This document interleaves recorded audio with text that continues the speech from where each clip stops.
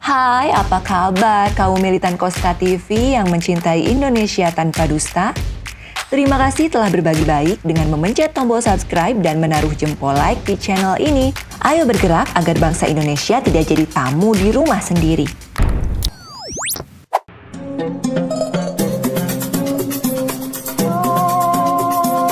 Kali ini kita punya tayangan seputar bulan Ramadan yang sebentar lagi datang menyapa. Selalu saja ada beragam hal heboh yang mengemuka, mulai soal munggahan hingga polemik buka tutup rumah makan selama bulan suci. Berikut ini ada 7 hal yang selalu membuat heboh menjelang dan saat bulan Ramadan. 1. Munggahan.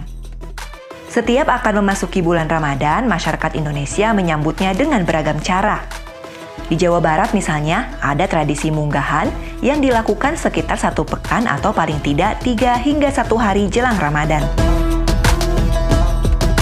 Saking dianggap pentingnya munggahan, sebagian orang rela datang jauh-jauh dari kampung, sewa angkot atau naik delman, demi bisa makan sate atau bakso di pusat-pusat perbelanjaan. Sebaliknya, yang dari kota mendatangi kampung-kampung atau tempat wisata untuk sekedar gelar tikar makan bersama. Sebenarnya tidak ada yang tampak spesial dalam tradisi ini. Biasanya masyarakat berkumpul di rumah atau mendatangi tempat makan untuk menggelar botram alias makan bersama. Sesederhana itu. Namun di beberapa tempat ada juga yang mengisinya dengan saling meminta maaf dan berbagi sedekah. Hal itu tentu lebih esensial ketimbang hanya makan bersama, perut kenyang, lalu pulang. Ho ho ho ho.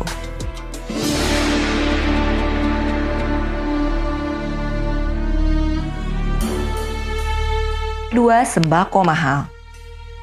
Hal lain yang selalu terjadi saat akan memasuki bulan Ramadan adalah naiknya harga 9 bahan pokok alias sembako. Beberapa kebutuhan pokok seperti telur, cabai, gula pasir, terigu, dan bawang harganya jadi lebih mahal dari sebelumnya.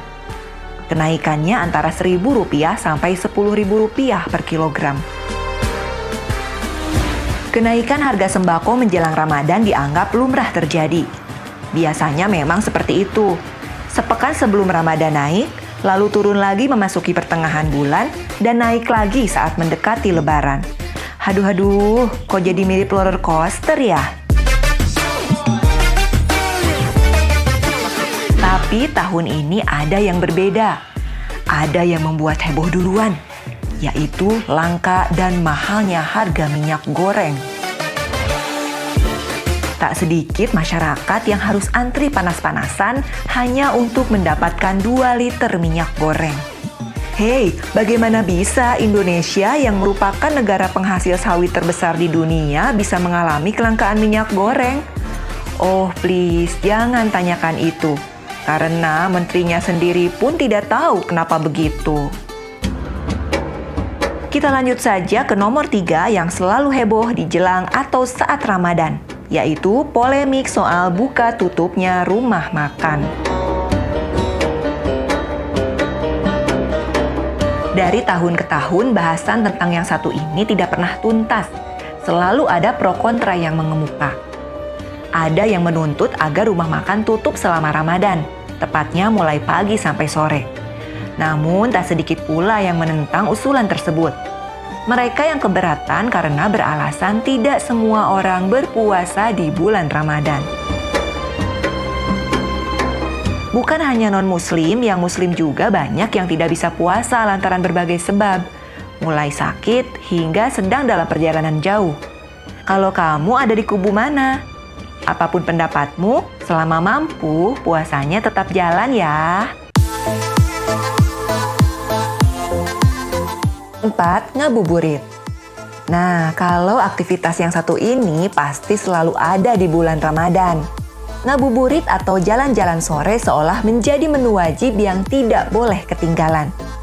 Selepas asar, orang-orang mulai tancap gas keliling kota. Bukan cuma jalan-jalan, tapi juga jajan. Berangkat dengan tangan kosong, pulang bawa makanan sekantong. Beragam makanan sengaja dibeli untuk disantap saat maghrib tiba. Namun saat azan berkumandang, perut langsung kenyang hanya oleh semangkuk kolak. Sementara cemilan lain masih setia menunggu untuk dilahap, tapi apa daya, perut sudah tidak muat. Akhirnya dimasukkan kulkas dan besok ngabuburit lagi, beli cemilan lagi. Aduh.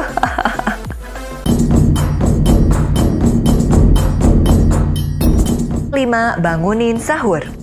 Ya, membangunkan orang-orang untuk sahur menjadi kehebohan lainnya di setiap bulan Ramadan. Ada keseruan tersendiri saat melakukannya. Apapun dilakukan untuk mengingatkan orang agar bangun sahur. Keliling kampung bawa macam-macam alat. Tak ada drum, ember, atau kaleng bekas pun jadi. Yang penting bisa dipukul-pukul sambil teriak, "Sahur, sahur." Lucunya, mereka yang teriak-teriak sahur seperti itu biasanya belum pada sahur. Mereka sengaja begadang, kumpul di pos ronda, lalu saat waktu sahur tiba, keliling kampung untuk membangunkan orang-orang.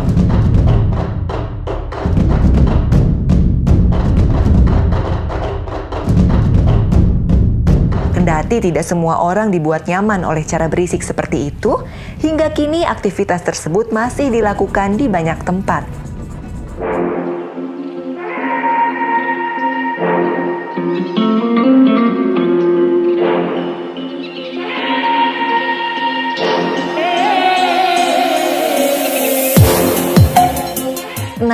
Bukber.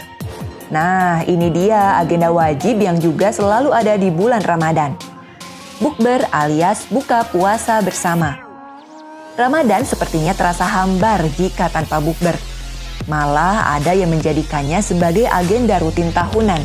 Dibuatlah jadwal bergilir. Hari ini bukber bareng teman-teman seangkatan SD. Besok dan seterusnya dengan alumni SMP, SMA, teman kuliah, hingga rekan sekantor. Saking semangatnya ikutan bukber, mereka yang tidak puasa juga kadang tak mau ketinggalan. Semangat ikutan bukber walau harus membohongi diri sendiri. Sayangnya, tak sedikit di antara yang ikutan bukber, sholat maghribnya dilewat.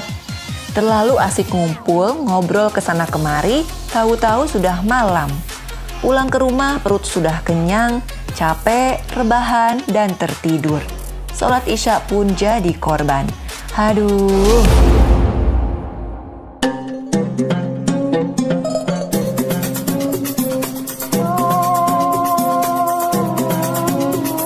Tujuh, baju lebaran. Ya, tak lengkap rasanya bila lebaran tidak pakai baju baru. Pokoknya semua harus baru, mulai peci atau topi hingga sandal atau sepatu. Emak-emak paling peka nih kalau urusan begini. Beli baju lebarannya aja di jauh-jauh hari. Malah ada yang belanja bajunya sekalian munggahan. Mumpung ke kota.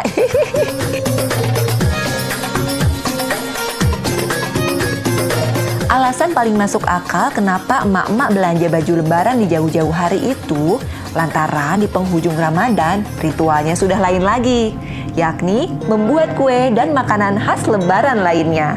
Cakep. Pernahkah terfikir bagaimana bisa di saat momentum puasa, di saat umat muslim menahan makan dan minum, pertumbuhan ekonomi justru malah meningkat?